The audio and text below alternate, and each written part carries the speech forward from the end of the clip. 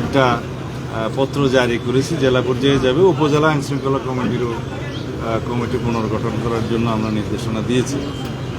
আর স্বরাষ্ট্র মন্ত্রণালয়ের গুরুত্বপূর্ণ সিদ্ধান্তের মধ্যে আজকে 180 জন পুলিশ সার্জন নিয়োগের জন্য আমরা ক্যামেরা পাচ্ছে না, সেগুলো আগের শূন্য পদ, সেটা খুব শিগগিরই নিয়োগ করা হবে যত পরীক্ষার মধ্য দিয়ে।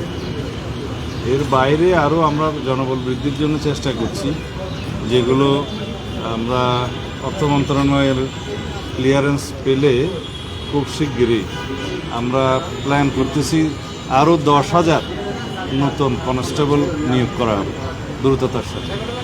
এর বাইরে সাব ইন্সপেক্টর এবং পাবলিক সার্ভিস কমিশনের মাধ্যমে এএসপি নিয়োগের আমরা উদ্যোগ নেব, সেটা পরে যথাসময়ে জানাবো। Thank you.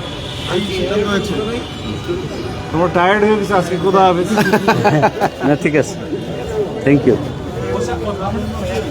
এই